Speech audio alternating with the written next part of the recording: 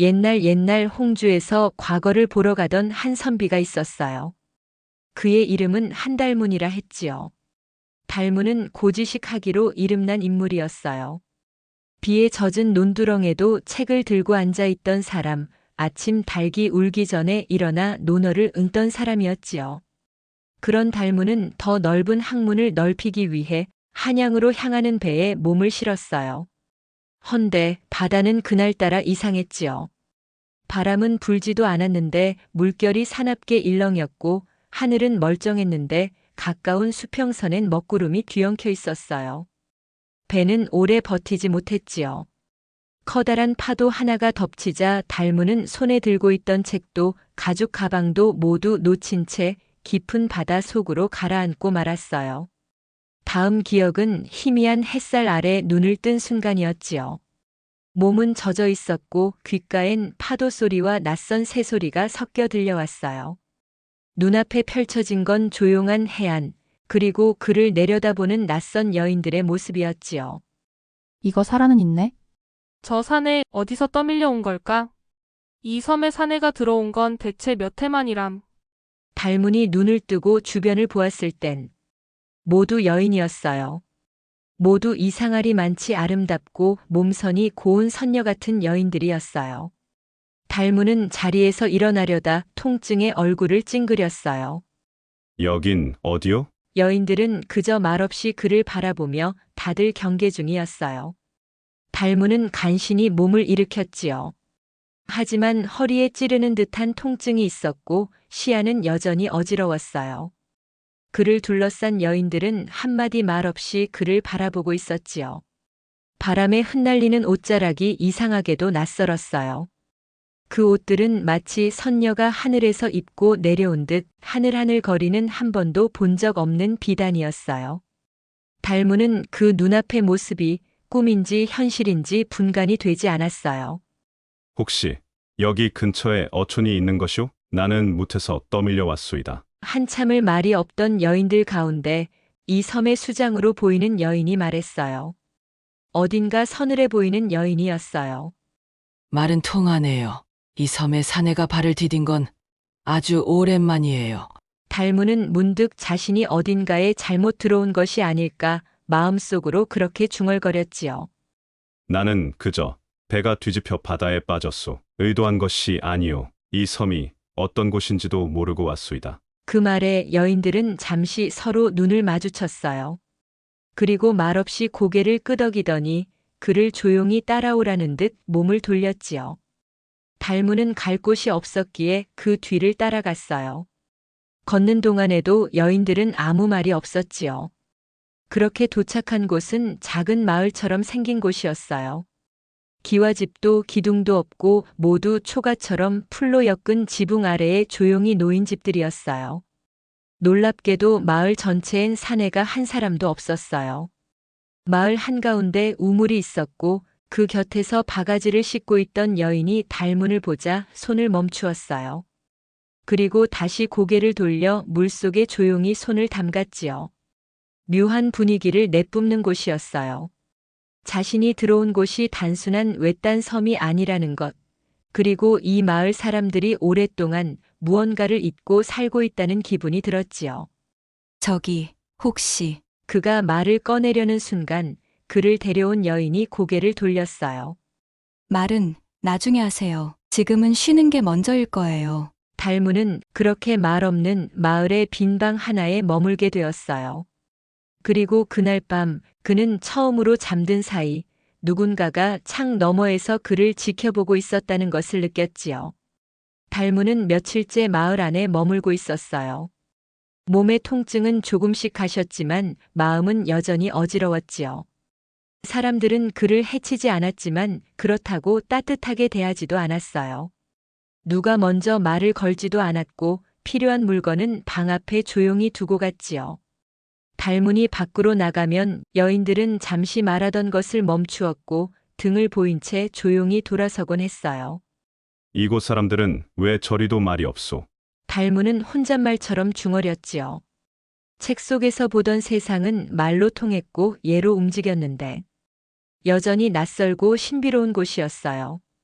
그러던 어느 날 아침 우물가에서 물을 떠오던 달무는 나무 바가지 옆에 놓인 작은 흙그릇 하나를 발견했지요.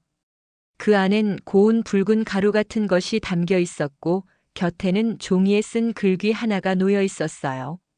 사내는 일몰 이후 마을 밖에 나갈 수 없다. 달무는 눈을 가늘게 떴지요. 기분이 그리 좋지 않은 명령조의 글귀였어요.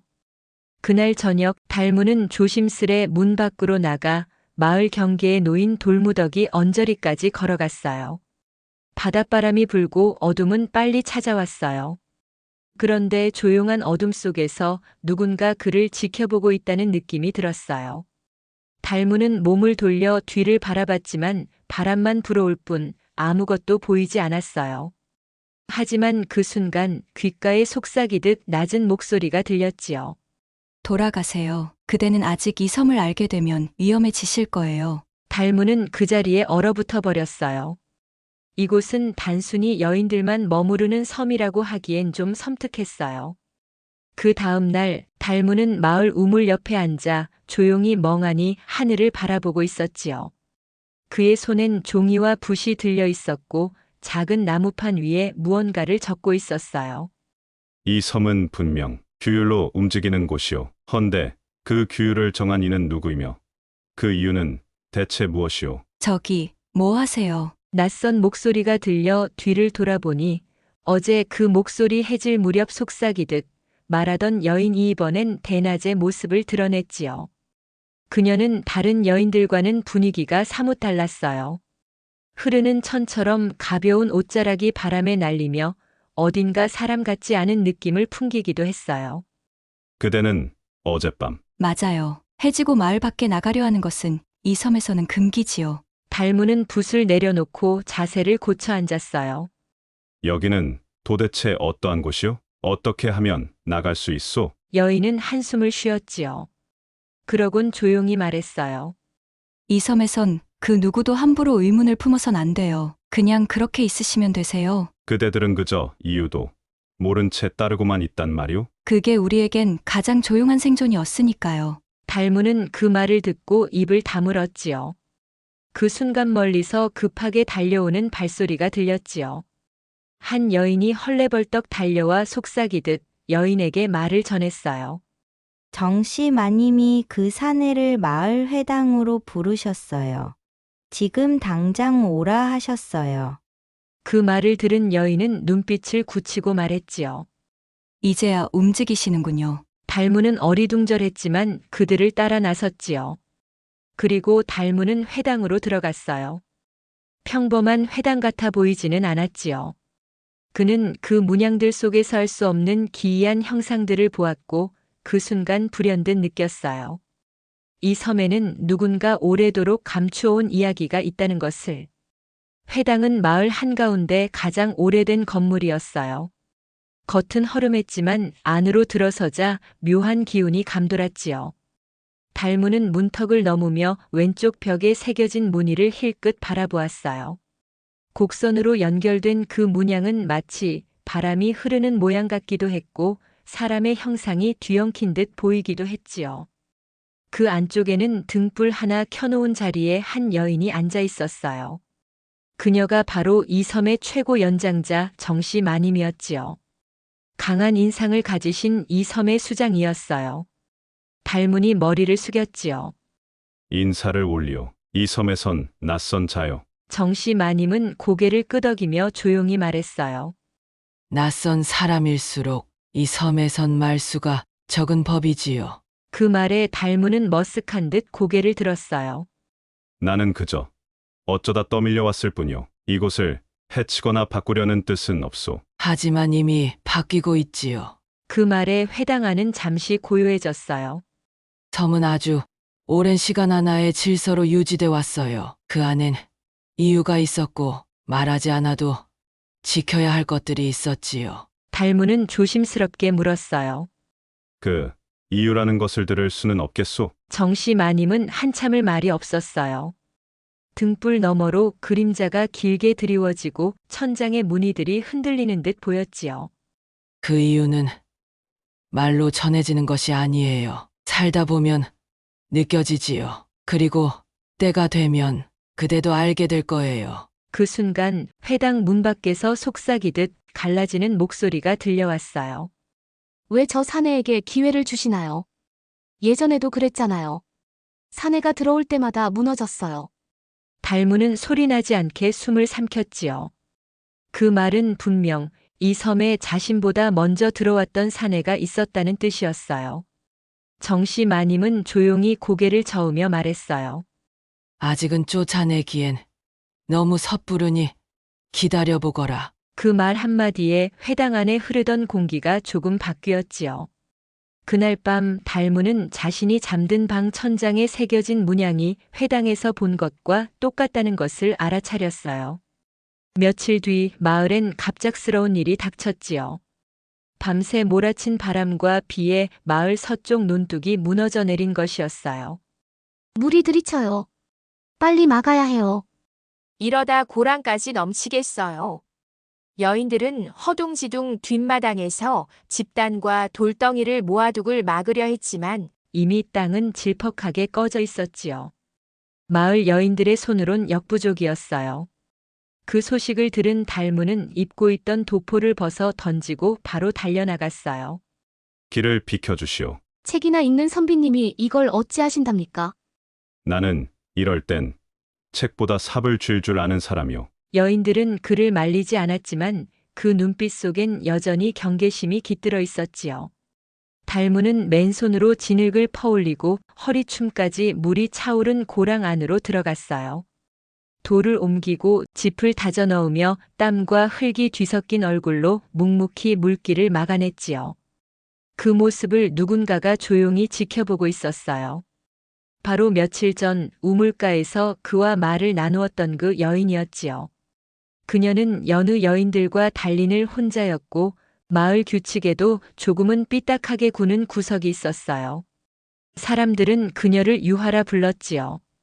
하지만 달무는 아직 그녀의 이름조차 듣지 못했었어요. 왜 그런 눈으로 보는 거요? 달문이 지쳐 주저앉으며 그녀를 바라봤지요. 유하는 대답하지 않았어요. 그저 조용히 손수건을 꺼내 그의 이마에 묻은 진흙을 닦아주었어요. 그 손끝은 차갑지도 따뜻하지도 않았지만 달무는 이상하게도 가슴 한편이 서늘해지는 느낌을 받았지요. 사람들은 내가 당신을 지켜보고 있다고 해요. 유하가 나지막이 말했어요. 그런가, 보오. 그대 눈빛은 분명 누군가를 오래 지켜본 사람 같긴 하오. 나는 아직도 모르겠어요. 당신이 어떤 사람인지. 달무는 그 말을 듣고 잠시 고개를 떨구었지요. 나도 내가 어떤 사람인지 잘 모르겠소. 이 섬에 와서 처음으로 그걸 느끼고 있소이다. 유하는 아무 말 없이 그를 바라보다 조용히 뒤를 돌아섰지요. 그녀의 옷자락이 바람에 스치듯 흔들렸고 그 속에서 흘러나오는 잔향은 달문에게 오래전 어머니 품을 떠올리게 했어요. 그날 밤 마을 어귀에 앉아 달문은 풀벌레 소리 사이로 귓가를 스치는 유하의 목소리를 떠올렸지요. 그것은 분명 따뜻한 말도 다정한 눈빛도 아니었지만 마음 깊은 곳 어딘가가 조용히 반응하고 있다는 걸그는 스스로 느끼고 있었어요. 논뚝 사건 이후 달문을 대하는 마을 사람들의 눈빛이 조금 달라져 있었지요. 그를 피하던 여인들도 이젠 마주치면 가볍게 고개를 끄덕였고 문 앞에 놓이던 물항아리는 이제는 말 한마디와 함께 손으로 건네지기도 했어요. 그 변화 속에서 달무는 여전히 조심스레 이 섬이 품고 있는 비밀들을 들여다보려 했지요. 마을 북쪽 끝 아무도 가지 않는 절벽 아래 작은 동굴이 하나 있었어요. 달무는 바닷바람을 피하려다 우연히 그곳을 발견했지요. 동굴 안은 비어 있었지만 바닥 한가운데에 무언가를 덮어둔 오래된 천이 깔려 있었어요. 그는 천을 들추고 작은 상자 하나를 발견했지요. 그 안에는 바스라진 종이 조각과 뭔가를 그려놓은 목판이 있었어요. 그 목판엔 사내가 무릎 꿇고 있고 그 앞에 날개를 단 듯한 여인들에게 둘러싸여 있는 모습이 새겨져 있었지요. 이건 누구를 그린 것이오? 그 순간 바위 그림자 너머에서 익숙한 발소리가 들려왔어요. 거긴 함부로 들어오는 곳이 아니에요. 유하였어요. 그녀는 동굴 입구에 서서 달문을 가만히 바라보고 있었지요. 달문은 천천히 상자를 덮고 말했어요. 죄송하오. 몰랐소. 이게 섬의 이야기와 관련된 것이라면 나는 알 권리조차 없는 것이오? 유화는 대답하지 않았어요. 대신 동굴 안으로 걸어 들어와 달문 옆에 천천히 앉았지요. 이 섬엔 예전부터 전해지는 이야기가 있어요. 사내가 이곳에 들어오면 반드시 무언가 무너지거나 혹은 바뀐다고 했어요. 그래서 나를 경계한 것이었소? 그렇기도 하고 사람들은 기억해요. 예전에도 사내가 한 사람, 이 섬에 들어왔었거든요. 달문의 눈빛이 흔들렸지요. 그 사람은 어떻게 되었소? 유화는 말없이 바닥을 바라보다 조용히 한마디를 꺼냈어요. 살아는 있었지만 여기엔 남지 못했어요. 달문은 그 말에 아무 대답도 하지 못했지요. 그 말 안에 담긴 많은 것들이 너무도 조용히 가슴을 치고 들어왔거든요. 한참을 그렇게 앉아있던 둘 사이로 바다 소리만이 흐르고 있었어요. 그 고요한 순간에 달문은 알 수 없는 감정을 느꼈지요. 유화의 옷자락이 바람에 흔들리며 자연처럼 그 곁에 있는 것이 그저 편안하다고 말로 설명할 수 없는 그런 마음이었어요. 며칠 뒤 정씨 마님은 다시 회당으로 달문을 부르지요. 이번엔 그 소식을 전한 사람이 유화였어요. 회당에서 기다리신대요. 이젠 들을 때가 되었대요. 달문은 조용히 고개를 끄덕이며 그녀를 따라 걸었지요. 두 사람 사이엔 말이 없었지만 걸음은 나란히 조용히 이어졌어요. 서늘한 바람 속에 유화의 옷자락이 달문의 손등을 스치고 지나갔지요. 작은 접촉이었지만 달문은 그 감촉이 오래도록 사라지지 않았어요. 회당에 들어서자 정씨 마님은 등불을 하나 켜둔 채 묵묵히 달문을 기다리고 있었지요. 이제는 당신에게 이야기해줘야 할 때가 되었어요. 정씨 마님은 말없이 손에 들고 있던 오래된 책장을 꺼내 펼쳤지요. 한자 한자 손으로 눌러 쓴 그 글씨는 세월의 빛발에 있었지만 그 안에 담긴 이야기는 날카로웠지요. 이 섬은 예전엔 감결도진지에다오라고 불렸어요. 말 그대로 금기와 매짐이 공존하는 섬이지요. 달문은 조심스럽게 물었어요. 금기와 매즘이라뇨? 정씨 마님은 조용히 말을 이었어요. 조선 초기에 붕에서 쫓겨난 여인들이 숨듯 들어와 머문 섬이었어요. 그들은 죄인이 아니라 정치에서 밀려난 존재들이었지요. 어떤 이는 후궁이었고 어떤 이는 반대파의 딸이었고 그렇게 모인 이들이 이 섬을 만들었어요. 달문은 숨을 삼켰지요. 그 말 속에 담긴 건 단순한 유배가 아니라 권력에서 밀려난 목소리들이었어요. 그 후로도 말 못할 이유로 유배된 여인들이 이 섬으로 흘러들어왔지요. 세월이 흘러도 남성은 이 섬에 들어올 수 없었지요. 들어오면 이상한 일들이 일어났고요. 무슨 일들이오? 정씨 마님은 고개를 돌려 벽에 걸린 오래된 그림 하나를 가리켰어요. 거기엔 커다란 나무 아래 사내가 여인들에게 둘러싸여 있는 모습이 있었지요. 사내가 이 섬에 들어오면 섬의 질서가 흔들리는 전설이 있어요. 나는 이 섬을 지켜야 할 의무가 있지요. 달문은 그 그림을 오래 바라보다가 조용히 입을 열었어요. 나는 그저 길을 잃은 사람일 뿐이오. 이 섬에 어떤 변화도 가져오고 싶지 않았소. 정씨 마님은 미소 아닌 미소를 지으며 말했어요. 헌데 그대는 벌써 변화를 가져오고 있지요. 사내란 무릇 존재부터가 변화를 가져오는 법입니다. 그 말에 달문은 처음으로 말을 잇지 못했지요. 정씨 마님은 천천히 자리를 일어서며 말했어요. 섬은 오래도록 조용했어요. 하지만 그 조용함, 이 진짜 평화였는지는 이제부터 우리가 함께 알아가야겠지요. 그날 밤 바람이 거의 불지 않았어요. 섬은 고요했고 별빛은 말없이 내리쬐었지요. 달문은 마을 어귀에 혼자 앉아 풀숲에 엎드려 쉬는 개구리들을 바라보다 천천히 고개를 들었어요. 누군가 다가오는 소리가 들렸지요. 발소리는 조심스럽고 옷자락 스치는 소리가 바람에 묻혀 들려왔어요. 유하였어요. 달문은 자리에서 일어나려다 그녀가 손을 가볍게 저어 보이자 말없이 자리에 다시 앉았지요. 유화는 그의 옆에 천천히 앉으며 말했어요. 그림자 없는 밤이에요. 이런 날은 예전 생각이 잘 나요. 무슨 기억이오? 유화는 잠시 말이 없었지요. 손끝으로 땅바닥에 모래를 쓰다듬으며 아주 조용히 마치 바람에게 말하듯 말했어요. 18살이었어요. 궁으로 들어가라는 명이 내려왔지요. 나는 그런 줄로만 알았어요. 운이 좋아. 대감댁에 입궁하는 거라고. 달무는 눈을 내리깔았어요. 그곳은 무서운 곳이었어요. 말을 해서도 안 되었고 눈치껏 조용히 살아야 하는 곳이었어요. 웃는 얼굴이 무섭고 유화는 눈을 감았어요. 그 순간 그녀의 옷자락이 흔들렸고 달무는 그 조용한 떨림이 마음속으로 전해지는 걸 느꼈지요. 이 섬으로 오게 된 것도 살고 싶어서였는지 그냥 사라지고 싶어서였는지 지금도 잘 모르겠어요. 달무는 한참을 말없이 있었지요. 나는 그저 세상을 글로 배우면 되는 줄 알았소. 헌데 이 섬에 와서 그리 알려주지 않던 삶을 보았소. 유화는 고개를 돌려 달문을 바라봤어요. 달문도 그녀를 바라봤지요. 둘 사이엔 말보다 긴 눈빛이 오갔고 그 침묵 속엔 조용한 위로가 있었어요. 그때는 달문이 천천히 입을 열었어요. 참 외로웠겠구려. 그 말 한마디에 유화의 눈동자가 잠깐 흔들렸지요. 그 흔들림은 짧았지만 분명히 무언가가 녹아내리는 듯 했어요. 그날 밤 둘은 많은 말을 하지 않았어요. 하지만 처음으로 혼자가 아닌 듯한 느낌에 서로의 옆에 머물렀지요. 그날 밤 유화는 달문이 있는 방 안으로 들어갔어요. 달문은 촛불 하나를 킨 상태로 잠을 청한 상태였어요. 유화는 결심이라도 한 듯 걸치고 있던 모든 옷을 벗고 실오라기 속적삼만 걸친 채 조심스레 선비의 등 뒤에 누웠어요. 등 뒤에서 사람의 인기척을 느낀 선비는 조용히 뒤를 돌아보았어요.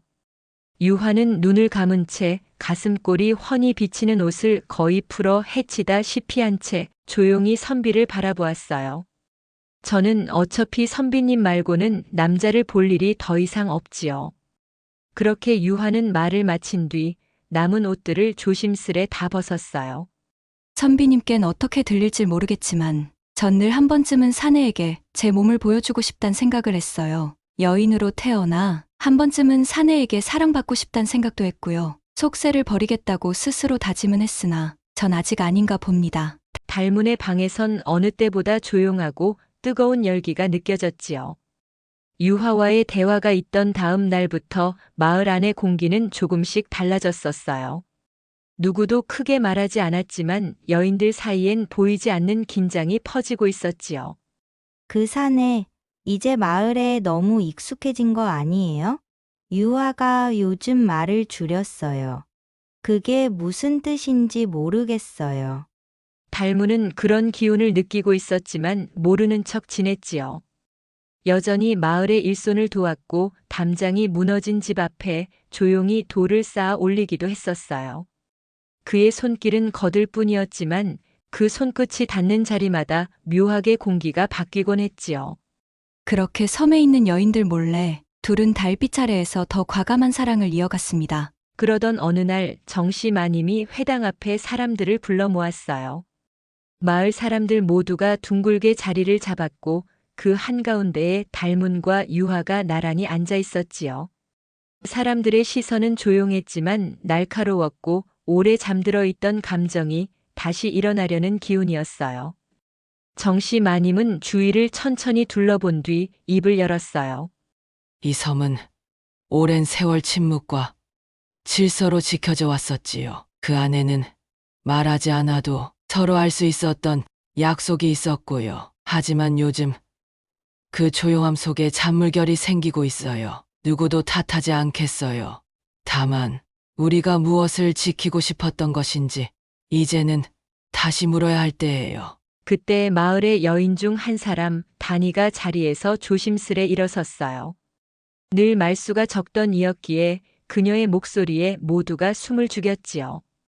그 사내가 나쁜 사람이라는 말은 저도 하지 않겠어요. 하지만 우리 모두 기억하고 있지요. 예전에도 한 사내가 이 섬에 들어왔고 그 뒤에 무슨 일이 있었는지를요. 그 사내랑 무슨 일이 있었는지는 알 수 없었지만 더 이상 물을 수가 없었지요. 달문이 장작을 옮기던 어느 아침 그 곁을 지나던 다니가 걸음을 멈추었어요. 그리고 달문에게 물었어요. 여기 남을 생각이신가요? 그 말은 단순한 듯 했지만 그 속에 담긴 뜻은 결코 가볍지 않았어요. 달문은 손에 들고 있던 나무 조각을 천천히 내려놓으며 대답했지요. 내가 남는 것이 패가 된다면 잠시 물러날 수도 있소. 하지만 그 마음이 모두의 것인지 나는 아직 모르겠소이다. 여인은 아무 말 없이 고개를 끄덕인 뒤 조용히 자리를 떠났어요. 그 모습을 멀리서 지켜보던 유하는 담벼락 너머에서 한 발짝 뒤로 물러섰지요. 그녀의 눈빛 속에도 망설임이 담겨 있었지만 그건 두려움이라기보단 아픔을 닮은 것이었어요. 그날 밤 달문은 마을 끝 바닷가에 나가 있었어요. 달빛은 흐렸고 바람은 차분했지요. 파도는 천천히 밀려들었다 밀려나가기를 반복하며 달문의 발등을 스치고 있었어요. 여기 계셨군요. 달문은 돌아보지 않은 채 조용히 말했어요. 이 섬은 참 조용하구려. 사람들은 말하지 않고 마음은 숨기고 있소. 그 조용함 속에 나는 자꾸만 내 안의 소리를 듣게 돼요. 유화는 달문 곁으로 다가와 함께 바다를 바라보았어요. 이 섬의 조용함은 사람들이 너무 많은 말을 견디지 못해 만들어진 것이에요. 누군가는 그 침묵 속에서 살았고 누군가는 숨었지요. 그대는요? 그대는 도망쳐 숨은 것이오? 아니면 살아보려 한 것이오? 유화는 한참을 대답하지 않았어요. 그러다가 아주 조용히 말했지요. 살아보려 했어요. 살아보려 이 섬으로 왔다는 유화의 이야기를 들은 달문은 더더욱 이 섬이 궁금해졌지요. 정씨 마님이 다시 달문을 회당으로 불렀어요. 이른 새벽 안개가 짙게 깔린 시간이라 마을은 아직 잠들어 있었지요. 선비나리, 이제는 당신도 이 섬의 여인들이 사내를 경계하는지 정도는 아셔야 하겠지요. 달문은 고개를 끄덕이며 자리에 앉았어요. 정씨 마님은 등불 하나를 켜놓고 낡은 나무 상자에서 오래된 종이 다발을 꺼내 펼쳤지요. 25 해전이었어요. 그때도 지금처럼 한 사내가 풍랑에 떠밀려 이 섬에 도착했지요. 이름은 이도현이라 했어요. 당시 나이는 30 즈음, 마음씨 곱고 손재주가 좋은 이였지요. 사람들은 처음엔 그를 경계했지만 시간이 흐르며 점점 마음을 열게 되었어요. 달문은 조용히 들었어요. 그 이야기 속에서 자신과 비슷한 그림자가 겹쳐졌지요. 그는 이 섬에서 밭도 일구고 아이들 글도 가르쳤어요. 그리고 이 섬의 여인 중 한 사람과 사랑에 빠졌지요. 그 여인의 이름은 연하였습니다. 정씨 마님의 목소리는 잠시 흔들렸어요. 연하는 이 섬에서 가장 먼저 도현의 손을 잡았고 그와 함께 새로운 삶을 꿈꾸었지요. 하지만 문제는 다른 마음들이 하나둘 흔들리기 시작하면서 시작되었어요. 달문은 숨을 죽였어요. 연하를 향하던 시선이 도연에게 옮겨갔고 질투와 오해, 나는 그 사내가 유아를 죽음으로 몰았다고 생각합니다. 유아는 여리고 누구보다 순수한 아이였어요. 내가 마음을 좀 더 굳게 먹고 그 사내를 받아주지 않았더라면 지금쯤 유아는 여전히 이 세상에 있었겠지요. 그렇게 하나둘 유아는 자신이 불러온 섬의 불화를 견디지 못했어요. 달문은 그 말을 듣고 아무 말도 하지 못했어요. 심장이 조용히 가라앉는 느낌이었지요. 도연은 그날 밤 섬을 떠났어요. 배가 있었던 것도 아니고 길이 있었던 것도 아니었는데 어쩌면 전설처럼 자연스레 사라졌는지도 모르지요. 그렇게 달문도 어느 정도 여인들의 경계심이 이해가 되었어요. 여인들만 사는 고립된 섬에 들어온 남자. 그리고 그 남자를 사랑해 비극적인 결말을 맞은 여자와 남자. 달문은 한쪽 가슴이 아팠어요. 이튿날 아침 유화는 회당에서 정씨 마님의 부름을 받았어요. 정씨 마님은 이미 등을 돌린 채 창을 바라보고 있었어요. 말없이 한참을 그러고 있다가 조용히 입을 열었지요. 밤에 바닷가에 있었지? 유화는 대답하지 않았어요. 정씨 마님은 천천히 고개를 돌려 유화를 보았어요. 유화는 여전히 정씨 마님이 달문을 경계하는 것을 받아들일 수 없었어요. 그걸 지키는 게 정말 우리를 살린 걸까요? 아무 말도 하지 않고 아무 감정도 허락하지 않은 채 그렇게 버티는 것만이 이 섬의 질서였던 걸까요? 정씨 마님의 눈빛이 아주 잠시 흔들렸어요. 그 아이의 마지막이 어땠니? 결국은 죽음이었잖니. 유화는 점점 이해가 가지 않았어요. 처음으로 금기를 어긴 연화의 그림자가 너무 무거웠어요. 저는 선비님을 사랑하지 않아요. 그냥 낯선이에게 각박하게 굴 필요가 없다고 느꼈을 뿐이에요. 마님도 마음을 넓게 가지셨으면 해요. 유화는 마음을 숨긴 채 정씨 마님에게 대들었어요. 정씨 마님은 아주 오랜 침묵 끝에 말했어요. 결국 무릇 사내란 친구가 될 수 없는 법이야. 유아, 너도 그걸 잘 알 테고. 유화는 말없이 방을 나갔어요. 하지만 정씨 마님은 이미 유아와 선비의 사이를 알고 있었지요. 정씨 마님은 다시 한번 회당 안에 조용히 촛불을 켜두었어요. 달문을 불러앉히고 낡은 천을 하나 조심스럽게 펼쳤지요. 그 안엔 그림처럼 그려진 문양과 손으로 꾹꾹 눌러 쓴 글씨들이 있었어요. 이건 이 섬의 가장 오래된 기록이에요. 감결도, 그말금, 매질, 결, 이름부터가 이곳의 운명을 말해주고 있지요. 달문은 묵묵히 그녀의 이야기를 들었어요. 조선 초 궁에서 버려진 여인들이 있었습니다. 왕의 후궁이었으나 권력을 잃고 쫓겨난 이들 정치의 희생양으로 몰린 양반가의 딸들, 또 세도가의 첩으로 태어나 출생 자체가 허락되지 않았던 아이들까지 여인들 스스로 살아갈 길이 필요했지요. 그러다 발견한 섬이고 그때부터 지금까지 살아남기 위해 철저히 이곳을 숨기고 외부인의 출입은 허락하지 않았지요. 그때 살아남은 조상 중 한 명은 무녀였지요. 그 무녀는 섬에 들어서며 이렇게 말했지요. 이 섬에 사내가 들어오면 세 가지 일이 일어날 것이다. 달문은 조용히 숨을 고르며 물었어요. 세 가지 일이 무엇이오? 정씨 마님은 손가락으로 천 위의 문양을 짚었어요. 첫째, 이 섬의 바다가 물러나지 않게 될 것이다. 둘째, 이 섬의 기억이 한 사람에게 몰릴 것이다. 셋째, 그 기억을 품은 사람은 스스로 떠나거나 모두를 잊게 될 것이다. 그 말에 달문은 말을 잇지 못했어요. 정씨 마님은 다시 조용히 말을 이었지요. 25해 전 연화는 결국 목숨을 끊었지요. 나는 단순히 사랑 때문에 연화가 자결했다고 생각하지 않아요. 결국 예언대로 된 게지. 선비는 한참을 망설이다 물어보았어요.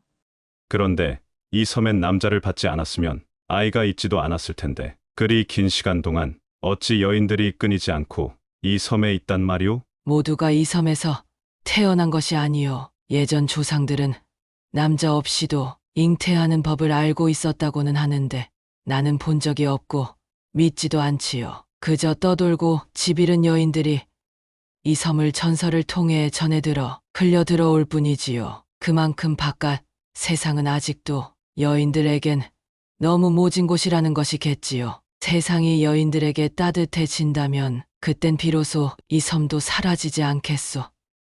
선비님, 떠나주십시오. 유아를 마음에 품고 계신다면 더더욱 떠나주셔요. 정씨 마님의 목소리는 어느 때 보다 단호했어요. 정씨 마님의 이야기를 듣고 난 후 달문은 회당을 나와 한참 동안 마을 끝 바닷가를 걸었어요. 별빛은 흐렸고 안개는 낮게 깔려 있었지요.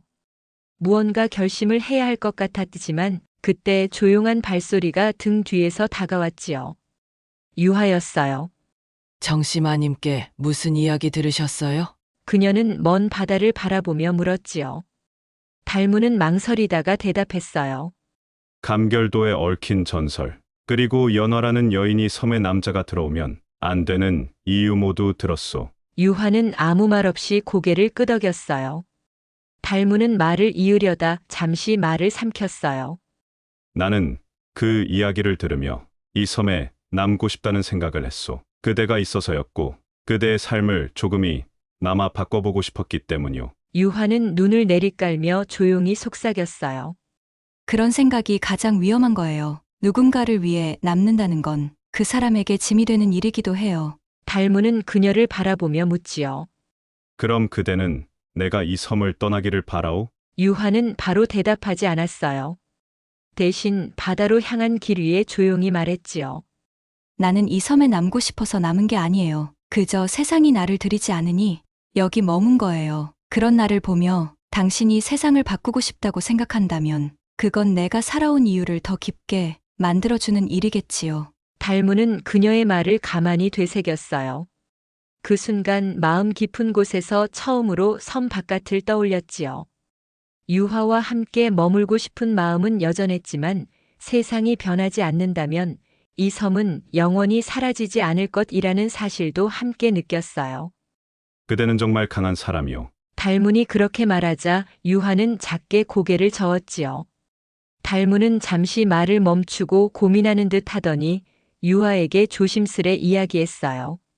나와 떠나지 않겠소. 나는 유복한 가문의 자제요. 나와 함께 간다면 그대의 평생은 내가 책임지리다. 유화는 그 말을 듣고 지그시 달문을 바라보았어요. 그러고는 조용히 달문에게 고개를 저어 보였어요. 아니요. 선비님은 선비님의 길을 가셔요. 저는 저를 받아준 이곳을 등지고 싶지 않습니다. 하지만 사랑이란 건 생각보다 대단한 것이네요. 하마터면 선비님의 손을 당장이라도 잡고 도망가고 싶었어요. 달문은 그런 그녀를 이해하는 듯 웃어 보였어요. 그렇게 그들의 마지막은 다가오는 듯 하였지요. 아침은 생각보다 일찍 찾아왔어요. 바다는 잠잠했고 안개는 거치지 않았지만 오늘만큼은 그 안개마저 길을 열어주는 듯 했지요. 달문은 회당 앞에 서 있었어요.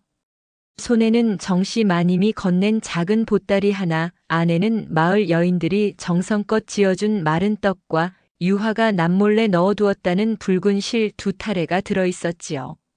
정씨 마님은 마지막으로 달문에게 이야기했어요.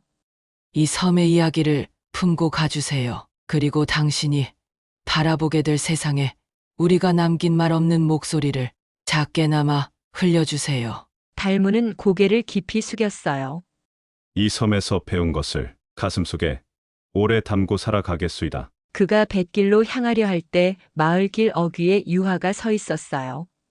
바람에 머릿결이 흩날렸고 그 손에는 아무것도 들려있지 않았지만 그 눈빛은 지금껏 그 어떤 말보다 선명했지요. 둘은 아무 말 없이 서로를 바라보았어요. 그리고 유화가 조용히 입을 열었지요. 이 섬은 변하지 않아요. 하지만 당신이 가는 세상이 조금씩이라도 따뜻해졌으면 좋겠어요. 달문은 작게 웃으며 대답했어요. 따뜻하게 만들고 오겠소. 이 섬이 더는 숨을 곳이 아닌 누구라도 살아갈 수 있는 세상이 되도록. 그러고 유화가 달문을 바라보며 이야기했어요. 그리고 또 어김없이 배를 타다 길을 잃으시거든. 언제든지 이곳으로 흘러오세요, 선비님. 그리고 선비님이 바꾸신 세상 이야기를 들려주세요. 기다리지는 않을 거예요. 하지만 그리울 거예요. 달문은 아무 말도 하지 못했어요. 다만 고개를 한번 끄덕이고 그 손에 실을 단단히 쥐었지요. 섬 전체에 안개가 걷히고 있었지요. 바람은 숨을 죽인 듯 조용했고 기묘하게도 파도는 물러나 있었어요. 달문은 마을 너머 무너진 돌탑을 향해 걸었어요. 그 돌탑은 섬 사람들이 마을 경계로 삼던 곳, 아무도 넘지 않던 그곳이었지요. 그 돌탑 너머엔 오래된 벼랑과 그 아래로 이어지는 구불구불한 바위길이 있었어요. 거긴 마치 바닷물이 한순간 비껴간 듯 물결 자국만 남고 길이 드러나 있었지요. 섬이 길을 내주고 있소. 달문은 조심스럽게 바위 위를 걸었어요. 수면 아래 숨겨졌던 길은 신기하게도 그의 발 아래로 또렷하게 이어졌고 그 길 끝에는 작은 돛배 하나가 바위 그늘에 매어 있었지요. 그 배는 오래되어 있었지만 단단했고 그 안에는 말라붙은 등잔 하나와 붉은 끈으로 묶인 나무 노가 2개 놓여 있었어요. 달문은 무릎을 꿇고 바다를 향해 짧게 인사했어요. 감결도여. 나는 이 섬에서 사람의 마음을 배웠소. 이제 그 마음을 품고 세상을 다시 걷겠소이다. 나는 정씨 마님 때문에 이곳을 떠는 것이 아니오. 그대가 앞으로 살아갈 세상에 더 이상 숨지 않아도 되길 다라는 마음으로 떠나는 것이오. 세상을 바꿔보겠소. 유화 낭자. 나는 또 이곳으로 흘러 들어오리리다. 그는 유화가 손에 쥐어준 붉은 실을 돛대 아래 묶고 노를 하나씩 저어 배를 띄웠지요. 바다는 조용히 그를 받아들였고 멀어지는 섬은 아무 말 없이 안개 속으로 천천히 아주 천천히 사라지고 있었어요. 바닷가에 다 다른 선비는 바람을 등지고 마지막으로 섬을 돌아보았어요. 그 눈에는 말 없는 인사가 담겨 있었고 그 인사는 바다를 따라 천천히 흘러갔지요. 그리고 한참 뒤어딘가 먼 곳, 과거 시험장의 휘장이 바람에 펄럭이는 소리 사이로 하얀 도포 자락을 가진 한 사내가 조용히 들어섰어요. 그의 손목에는 작은 붉은 실이 한 가닥 감겨 있었지요. 달무는 그렇게 섬에 남겨진 여인들을 위해 그리고 앞으로 살아갈 이 세상의 모든 여인들을 위해 세상을 바꿔보고 싶다고 다짐했어요. 그의 이야기는 이렇게 끝이 날까요? 오늘 준비한 이야기는 여기까지입니다. 재밌게 보셨다면 좋아요와 구독 부탁드립니다. 감사합니다.